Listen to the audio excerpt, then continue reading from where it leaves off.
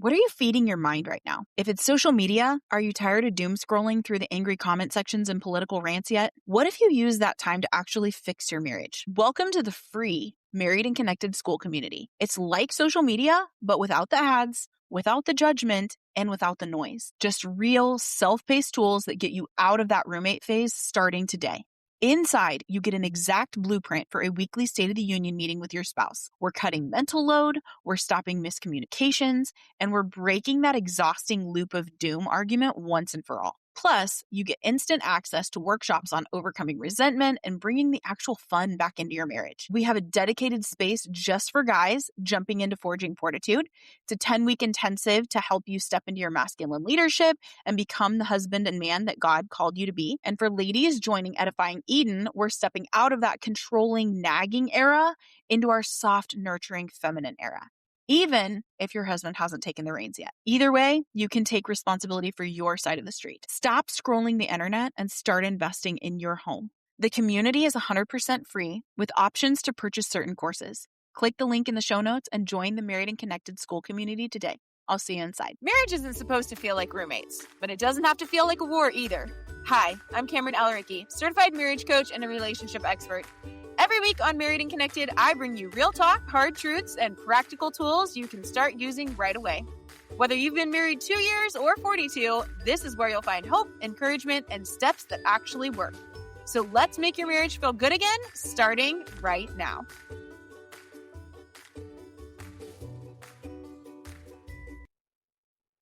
Hey friend, welcome to another episode of the Married and Connected podcast. I'm your host, Kameran Alareqi, and today we have a very special guest. As a psychologist, Gloria Vanderhorst's career and throughout almost 50 years of private practice, she has worked with preschoolers, elementary age children, teens, adults, and couples. Her training in emotionally focused therapy and internal family systems has been effective in helping each client heal from childhood injuries and learn to embrace their strengths. For centuries, we have raised boys to suppress access to the more tender range of feelings, and then we expect them to exhibit compassion, form deep commitments, get married, develop intimate and supportive emotional relationships with another, and eventually provide emotional guidance to their sons and daughters. And this is absolute setup for failure. One cannot lead down a path that they have never been allowed to walk. And today, we are going to talk all about it. So welcome, Gloria. Thank you so much for being here. I'm so excited. Kameran, thank you for this opportunity. I'm excited too. This is going to be a great conversation. Absolutely. Now, as a mother of 2 boys myself, 16 and 5, we have some big emotions in this house. I'll And bet you do. basically the same emotions, just on a deeper scale. So I really found interesting in the email that you sent me about working with boys in the school age because female teachers are more distressed by boys than girls. And teaching, before I became a certified marriage coach, I actually was in the kindergarten classroom between kindergarten and second grade for over a decade.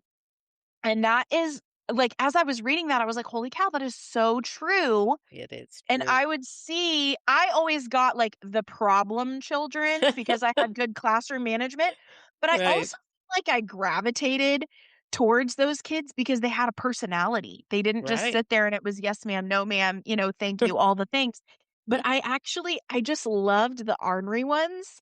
And most teachers, though, were not like that. Most That's teachers were right. like, I'm not dealing with that kid. And so kind of talk about your findings and how that affects not only their education, but then also as they grow up. Because now I have one of those children. My second boy is absolutely that child. So Oh, talk that's about that a little. delightful. That's Yeah, it's great. fun. I'm glad to hear that you have one of these and that you have Yeah. 2 boys at different developmental stages Yeah. too. But each one of those stages is really fascinating.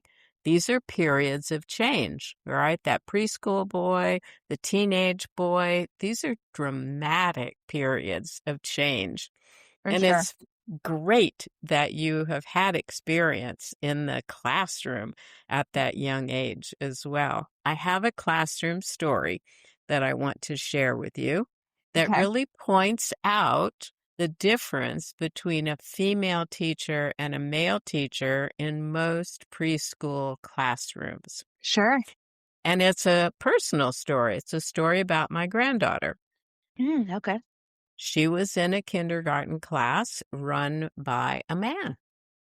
Very unusual, but still a great idea for the following reason. One day they were doing finger painting, right? Large pieces of white paper on the table, 6 kids around the table, and the finger paints lined up down the middle. And so she's painting on the paper and enjoying herself, and then she decides to go off the paper onto the table. And so she's painting the table, and then she decides to go down the leg of the table. Okay. Right? And you can feel your heartbeat, right? It's just increasing, right? The male teacher took out his phone and videotaped her doing this. He never stopped her, not one iota. He let her experiment as far as she wanted to go. And the female teacher, I swear, if she had had a female teacher, she would have been stopped immediately. Immediately. Keep the paint on the paper, keep the paint on the paper, right? So the big difference is this broader range of acceptance that you'll find in the male. They will let kids experiment. They'll just see, where is this going to go? What's going to happen next? Now, once in a while, a kid will get hurt because of that experimentation, but you're not going to get hurt finger painting. Right. So the huge difference between male and female is this ability to accept a broader range of emotions. This guy did not get anxious about her going onto the table and down the table leg. He got curious.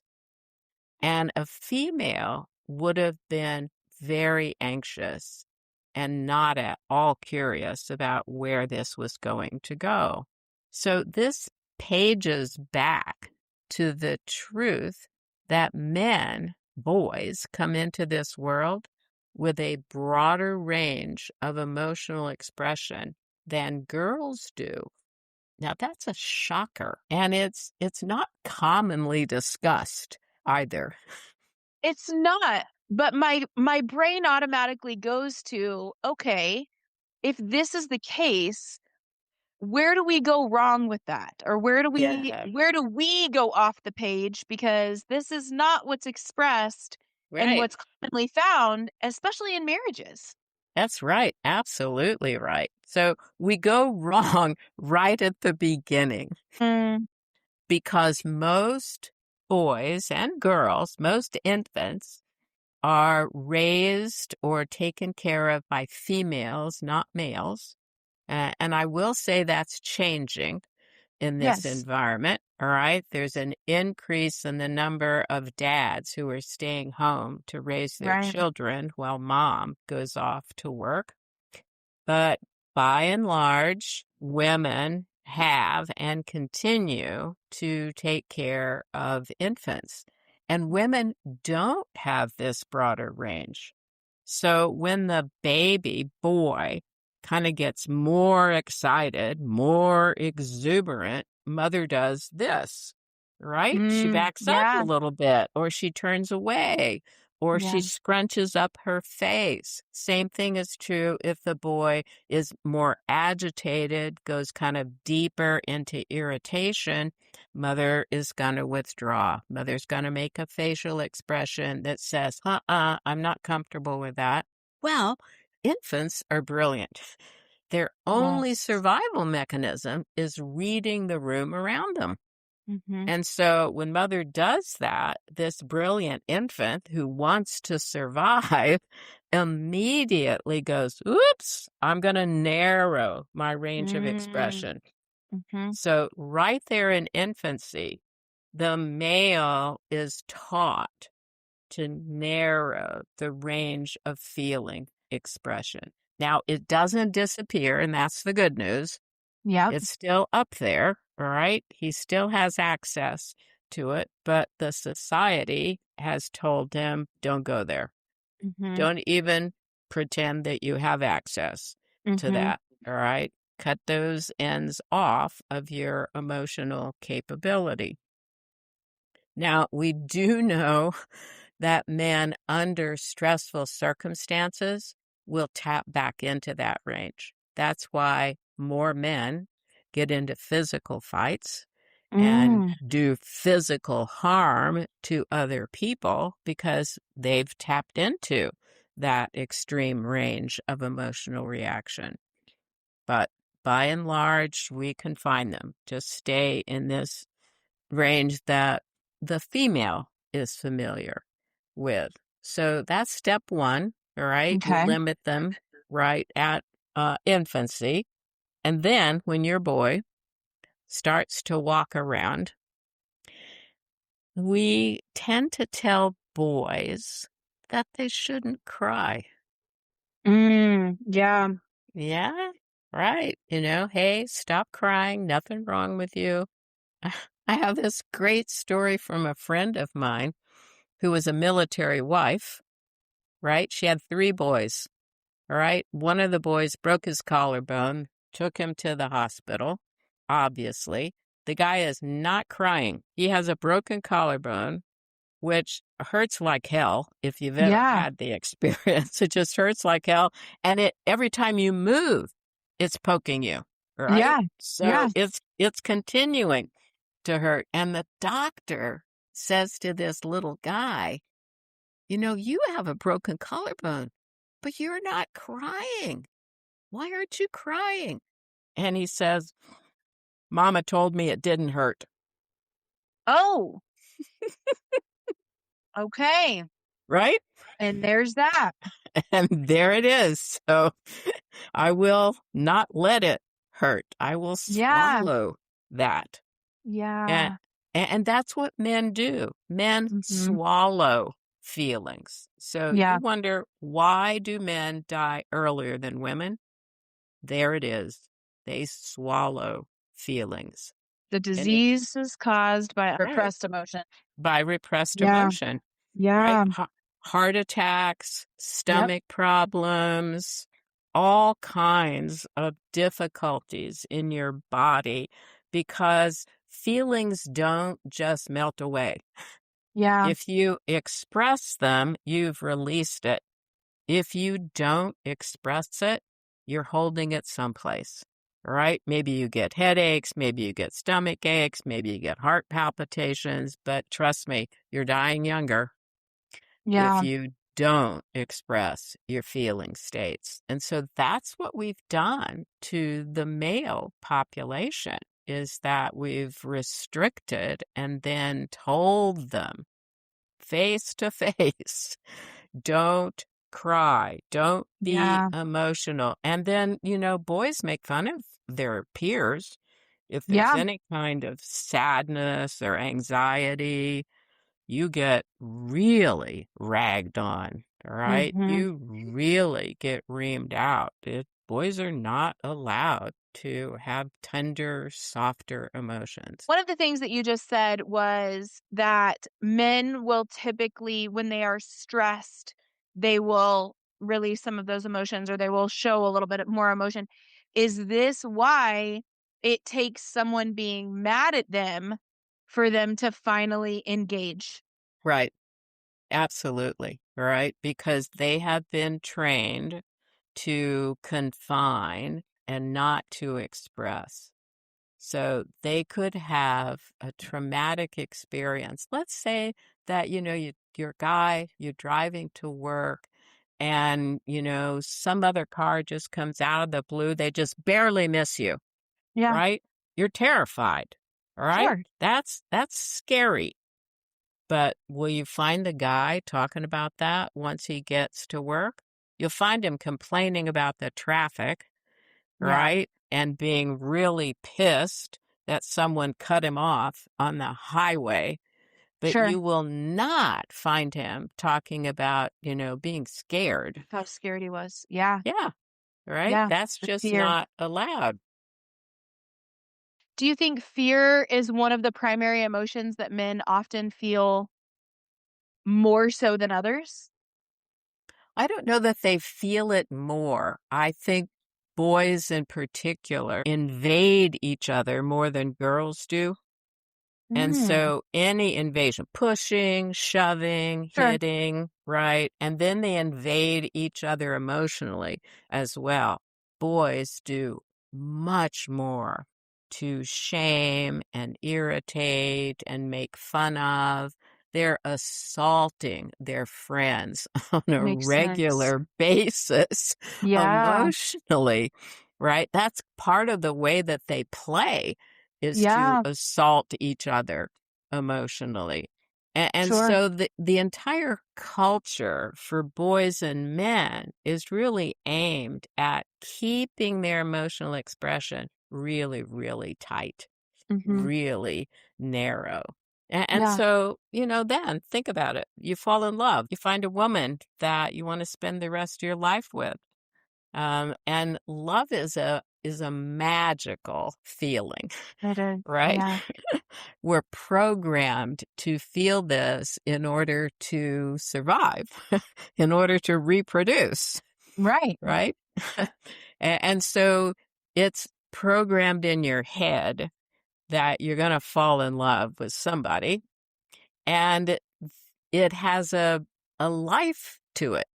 All right. You're going to have that intense emotional feeling for a period of time. It's fairly short lived, right? Maybe weeks, months if you're lucky, but it's going to dissipate. All right, because it's there really only for survival. We want the Right. species to keep producing. And so this magical thing happens to you. You fall in love and you're crazy about that other person. You don't see any of their flaws. All right. You don't see any difficulties between spending the rest of your life with this person, even though it's going to be Chemistry. very, Yeah. very complicated. Chemistry wins out. Yeah. But then the chemistry calms down. It completely flushes out of your body, and you're face to face with this person who has all these characteristics and all of these weird things you didn't notice before. You didn't see them. You didn't hear them. They just weren't a part of the dynamic between the two of you. So now you have to problem solve. But we've trained you as a male not to problem solve intimately. I could put you on any project in the world that requires difficult problem solving. Yep. And as a guy, you'll dive into it and you'll find the solution. Yep. But bring you home and put you in front of your wife, there's no problem solving that's No. going on. You might risk complaining Mhm. and repeating that complaint, but there'll be no problem solving. There'll be no deeper dive into why does this bother you? I talk with my hands, right? So there'll be no deeper dive into, well, if it bothers you that I talk with my hands, we should discuss that. Right. But that won't happen. Yeah. They've been trained. Don't go Okay. there. So in your books, you talk about you have the first two, and then you have this one that's coming up Mm-hmm. that's in progress, how to not F up being a father. Now, let me Right. ask you this. I'm assuming, and correct me if I'm wrong, but I'm assuming that a lot of the ways you don't F up being a father are the same ways you don't F up being a husband. Is that That's true? right. That's Okay. absolutely right. So Okay, so you let's have to dive have, into some of those. yep, you have to take the risk.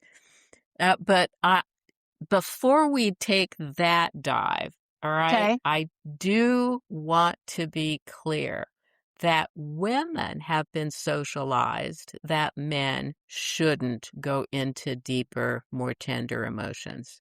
right? We're victims of that socialization as well. So, Do you think that's changing though? ooh, it's changing a little bit because I see it in teenagers Mm-hmm. that boys talking with a girl are more willing as current teenagers to go into softer territory, to disclose a bit more about being injured or being nervous, being worried. And girls are open to receiving that. Mm-hmm. But historically, both male and female have been taught that boys should not be tender. They should not be soft. They should not be needy. Mm. Well, if I'm having a guy that having a struggle at work and I think I'm being, shunted aside, picked on in some way, blocked from progress, you better believe I'm going to have a ton of negative feelings and Sure. fearful feelings about that. So it's going to show on my face and my body. Mm-hmm. So I come home, my wife is obviously going to know I had a bad day, and she's going to comment on it, Yeah. Looks like you had a really rough day today, Yeah. right? And he's going to give a headline. Yeah, Joe Schmo did this to me, and, I think I'm just out of the running for that promotion. That's his headline. And she's going to say, I'm so sorry, or that's awful, you really deserve a promotion. She's going to give one or two sentences as her response, Mm-hmm. and then she is not going to pursue a deeper conversation. Mm. Right? She's got something on the stove that needs attention. She's got to get back to this email that she was doing on her computer. Or, the baby is crying and needs attention. She's going to leave him in that space because she's also been socialized not to expect a deeper dive from a male. And so Mm. there he is, all right?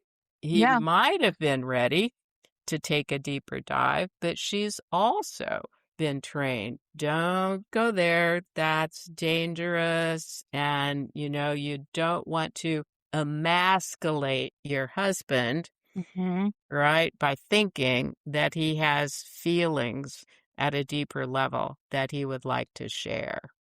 And therein lies the reason that many marriages dissolve Yeah. because they distance Yeah. There's emotionally. no emotional connection for sure. Right, right. We talk a lot about that out here on the podcast. So for that, how do we, I mean, obviously getting help, learning something different, all of that. Let's dive into how do we be better husbands as well as better fathers. But then I want to come back and I want to talk about what we can do not only as spouses, but as parents to do Mhm. something different because we are the first generation that is actively parenting our children while also reparenting ourselves. Right, So in right. doing that, how does all that work? So let's dive into what does it mean to not F up being a parent or a spouse here? Right. So reparenting yourself is really critical. You have to take yourself seriously. All right. You have to be able to face this reality that I'm a guy. I was never trained to go into emotions. So I do hold on to them. I don't talk about them. I feel them and Mhm. I swallow them, right? They take up residence in my body. So the journal books that I published are for this guy. Okay. They're for girls too, because we also need to maintain access to deeper feelings. But the journal book lets you get access to feelings before you could talk and before you could walk And right there at the beginning, when you started walking and everybody told you not to cry, because the journal book is very different from other journals. It has an essay on one page, and the facing page is blank with a couple of questions on it, but the facing page is blank so that you can bypass language. We store information in terms of language, in terms of actions, and in terms of feeling states. Mm-hmm. So you can express something without using words, all right? You can draw, you can scribble. I tell people you could, tear the page if you want. You have to tape it back together to read the essay on the other On the side. back. But Yeah. yeah, but if that's what comes out, whatever comes out is legitimate. It's giving you clearer information about pieces of history that you've packed away. Everything's there. We don't Yeah. lose anything, right? So if you're an infant and your parents are fighting with each other with great frequency, that memory is still up there and you can find it. And once Yeah. you find it, then kind of your sense of, I keep distant from other people. I'm afraid they're going to explode or do something that will hurt me. Well, that's your infant part experiencing that. And once you know that's your infant part, you have choice. You can go, okay, I could still stay distant from other people if I wanted, but now that I know it's about mom and dad fighting with each other, and it's not really about me, then I can take some risks.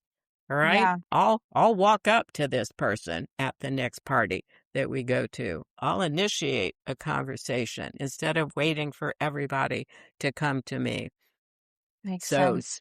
understanding that all your history is there, you can tap into it, and using tools to get yourself to tap into it is the ideal process for answering your question of, how do we start this journey Right. of understanding ourselves, opening ourselves up, and being able to see that we have choices. We have broader range of choices than we've given ourselves permission to do. So that's key for a couple to take a deeper dive into their own histories and release some of the rules and some of the thoughts, some of the feeling states that you've held on to that are not really about you, right? Yeah. Those were about mom and dad yelling at Yeah. each other. You're just kind of the innocent bystander that got victimized. Sure. Yeah. So then as a couple, obviously working with yourself or me or whomever to do that inner work from your childhood, because childhood, it really does just affect everything. It does. It Um, does. okay, so what happens when you are that father Mm-hmm. that is now needing to do the deeper dive, but Right. also trying to parent? How do we show up as a parent? How do we do better? How do these men do better than their fathers did? I think most men really want to do better. All the work that I've done with men, that would be a common theme, Yeah, right? I me too. definitely don't want to turn into my father. Yeah. Great. All right. That's a great starting point. That's a great launching pad. But you have to think of it as being on the high dive. I Mhm. have the memory, I don't know if you have the memory, of being an elementary school kid climbing to the high dive, right? And then being terrified to jump Oh, yeah, I off. just wouldn't do it. Yeah, Well, yeah, that was well, I think that's the experience of a man in the face of this newborn infant, mhm. particularly when it's a boy, right? Men tend to get very excited about having Oh, boys, more yeah, excited passing on than that having legacy. girls. Right, Sure. right. And so, but now you have to find some tender parts of yourself Mm, that you've denied. The good news is that they do exist. So you have to go on a hunt. I tell fathers, let's go hunting, right? Let's find these softer parts of you that you can be safe to experience with your infant and with your toddler, all right? Because they're not going to judge you. They're not going to reject you. You've got a great place to do some experiments because they're going to welcome all of those parts of Yeah. you. So it's safe to cry with your infant. If you're putting your infant to bed one night and it just kind of overwhelms you that this is a piece of you, this is your baby, this is your son, and it brings up tears, let yourself cry. Give it Yeah. permission because the baby is not going to judge you Sure. for crying. The baby is going to respond in a positive way because that crying brings the baby closer to you. Mm. So allow yourself not just to think, oh, this is tender, this is really sensitive for me, but allow it to go into your body so that your body can respond to this, both with touch and with tears. And that's how you begin the journey to open up your own feeling states. And it has to be based in curiosity. Mm. You just have to be super curious about this thing in your arms. Sure. And then, and when your son or daughter start to move and walk around, there's such excitement for parents. Maybe tomorrow he's going to walk. He's almost there. He's ready to walk, right? Yeah. All of that excitement is positive emotion. All Mm-hmm. right. And I have seen men actually cry at that first step Mm. from a child because it is so moving, so powerful. It's so important. It's the start of a whole new life Yeah. for that person to be able to walk around Move and on their yeah, own yeah. 2 feet. And so having safety in your own home is really critical. Sure. So Yeah. your wife should not make fun of you for crying when your son or daughter starts to walk. There should be an enjoyment of that, a validation of those feelings. So it takes more than just you. You need to have a relationship where you will be supported and where kind of these melting into the moment will be valued by your spouse, and you won't Mm-hmm. be teased or made fun of, but you'll be enjoyed. You'll be embraced. You'll be validated that it makes perfect sense that, seeing your boy walk for the first time is definitely a very moving experience. And then it's Sure. funny when he lands on his butt. Yeah. So all Yeah. things are true. It's interesting that what you're talking about, having that vulnerability in front of your children, because that's exactly what I teach as well, is that vulnerability and humility are the keys to building a better marriage. That Right? when you are truly vulnerable, and curiosity as well, instead of Mm-hmm. judging your partner for what they're feeling or thinking or saying, or that they're not doing things exactly the way that you would do them, it's also coming at that with curiosity and saying, why do you do this? Why do you think this way? Or who taught you that? Or who showed you that this is the way that it's supposed to be? The vulnerability and humility in both pieces is really, really important. And I think that's what men and women alike are both Mm-hmm. taught. Don't do that. Don't be Right. vulnerable. Mm-hmm. And humility, the ego just kind of takes that away on their own. So Well, you can tap into curiosity. yeah. It's Yeah. so powerful if you can give yourself permission to be curious, not judgmental, right? So Yes. your husband does it in a way that's very different from the way that you do it or that you were taught to do it by your parents. Be curious. not judgmental, right? You don't start with, no, you don't fold things that way, right? You start with, you fold different than I do. Where does that come from? Yeah. Right? Kind of talk about that though, because I think that's kind of one of the automated responses that we have is that even though we come at it with curiosity of, well, why do you do it the way that you do it? Or, oh, look, you do it differently than me. And now I'm going to judge you for doing it Right. differently than me. That's right. So actually, even asking the question, why do you do it that way? And even if you ask it nicely, I don't understand why you do it that way, Yeah. right? Asking a question is threatening. I try to educate couples to eliminate the question from their curiosity and from many of their interactions because a Interesting. question is threatening. How And do you tell them to communicate that then? I make I statements instead of asking Okay. Yep. questions, Yep. Yep. right? So I see how you're folding that. Sometimes that's all you have to do, right? Okay. Is just to make the announcement. And if making the announcement doesn't get, yeah, I do it this way because my mother showed me how to do it that Mm, way. If the announcement doesn't get, then you can add to that curiosity. I yeah. want to know how you learned to do it that way. I want to know why you do it that way rather than the other way, right?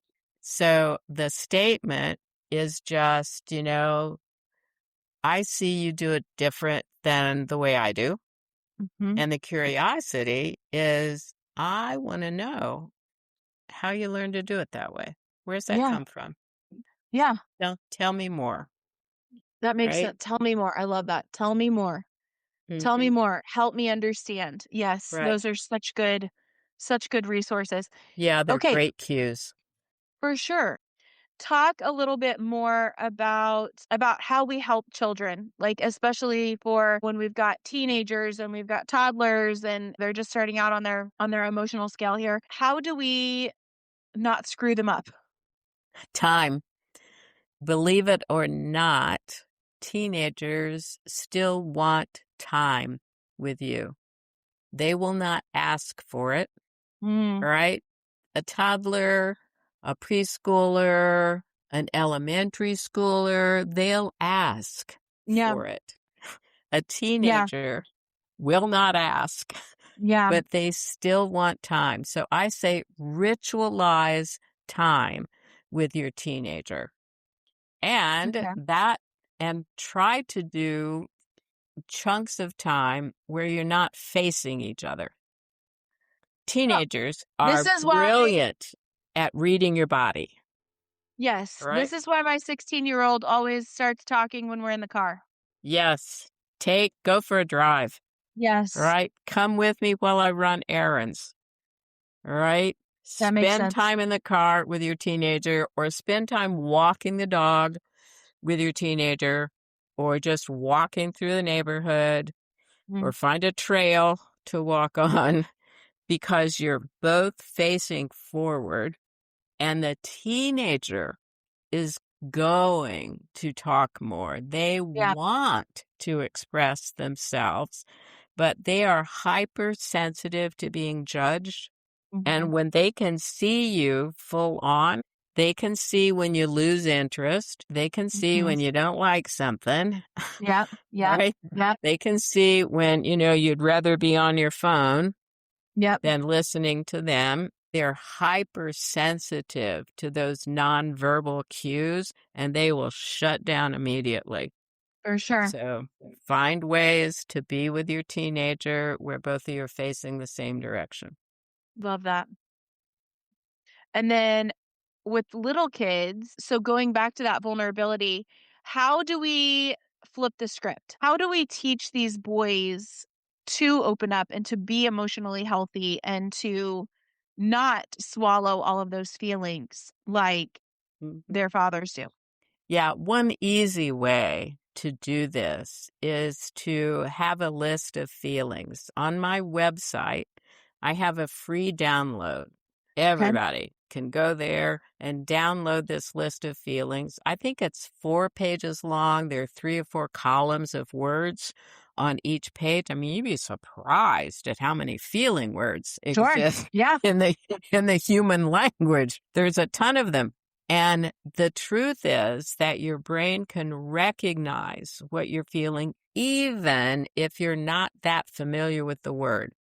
And that's Hmm. fascinating, Yeah, right? that is fascinating. Even if that's not a word that's in your vocabulary, you read through these feeling words and, discombobulated will jump off the page. Well, that's a word I never use and I hardly ever heard of it. But, it struck me. That's Yeah. exactly what I'm experiencing today. Yeah. So I tell Okay. families, put a list of feeling words on the kitchen table. Put one in the area where you're going to watch television or play games with your kids, and put one in the bedroom so that you have easy access when a kid starts to talk about something they experienced. Give them the feeling sheet. Well, what did it feel like when that happened? They scan through it. They'll identify 2 or 3 genuine, real feeling experiences. Then you can have a conversation.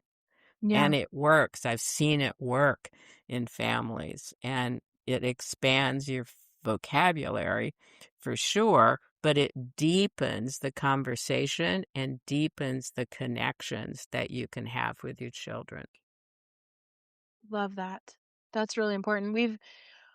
We're pretty big here on on naming feelings and on like if Right. my 5-year-old's upset right now, what do you need? Do you need a hug? Do you need time? Do you need, what do we need to do here? So I love that. I didn't always do that with the 16-year-old as Mm-hmm. when he was little. And now I do notice that he's a little bit more dismissive avoidant than what I would like for him to be. Right. Right. Mm-hmm. But Yeah. he can educate himself. Pop a feeling sheet onto the kitchen table, and he will educate himself.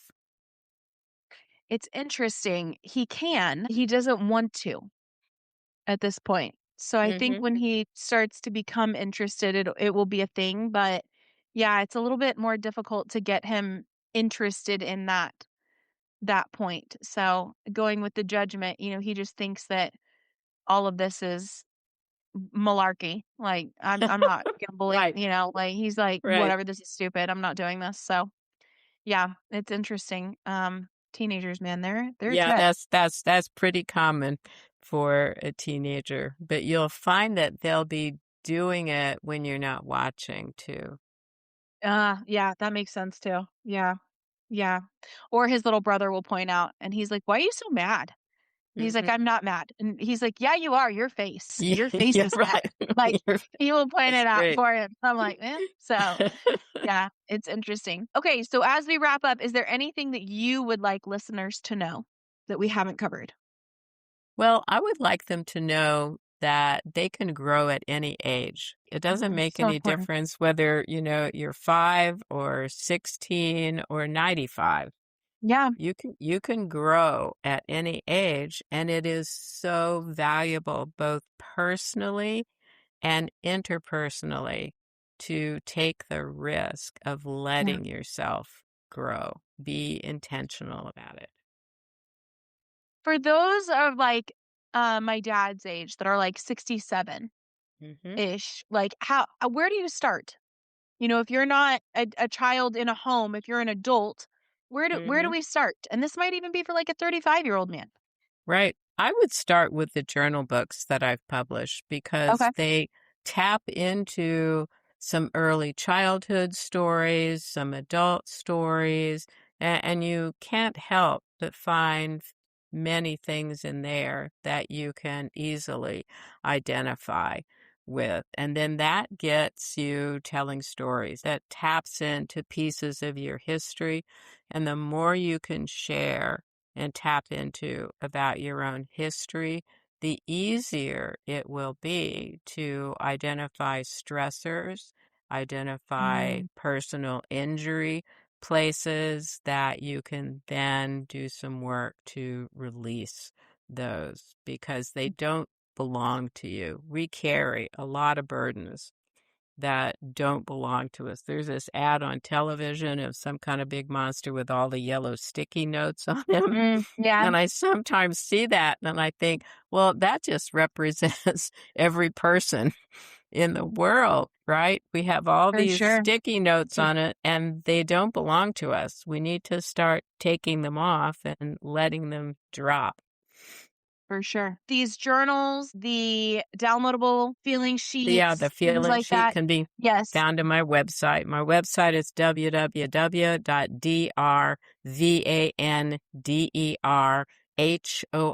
www.drvanderhorst.com. So it's www.drvanderhorst.com. And across the top, you can find freebies and download the feelings sheet. You can also find my book resources there. The books are available on Amazon. They'll ship anywhere in the world. Also, any bookstore in the world will order one for you if you have a favorite bookstore that you like to go to. And there are videos on my website that educate you about different approaches to therapy. And I would encourage people to take a look at those so that you can also take yourself seriously Sure. and take a deeper dive into what are the emotional injuries that you carry, what are your sticky notes, and take the risk of removing them. Awesome. Are you on social media for people to follow you? Everywhere. Everywhere. LinkedIn, Facebook, all of them. All the places.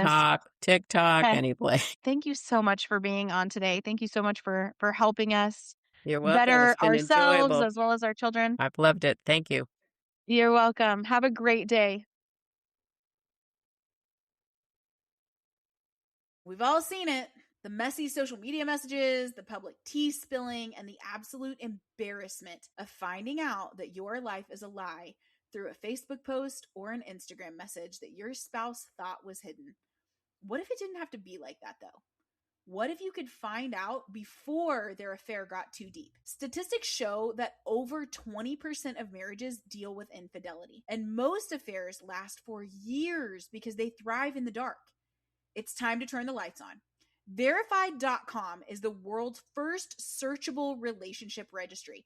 It's not just an app, it's a digital boundary for your marriage. When you register your spouse on Verified, you are claiming your relationship on a global scale, whether you're talking, you're dating, or you're married. If another man or woman is being told your spouse is single or divorced and they search for your spouse on the registry, they find you instead. Now, here's the game changer. Verified allows you to speak one-on-one and directly with that other person. No gaslighting from your spouse. No he said, she said. No, oh my God, you went through my phone. How could you betray my trust like that? And zero social media drama. Just the truth, person to person, before things go too far. Don't wait for that gut feeling to become a nightmare. Because even if you think your spouse would never, there's an even better chance that you just never know. Register your spouse today using the link in the show notes and lock in your legacy to protect your peace. This podcast is for educational purposes only and is not a substitute for professional counseling or therapy. Every couple story is unique, so take what's helpful and leave the rest. By listening to this podcast, you acknowledge that neither I, Kameran Alareqi, Married and Connected, or Recognizing Potential Coaching are responsible for any outcomes related to what you apply from this show, especially if you are not a client of mine.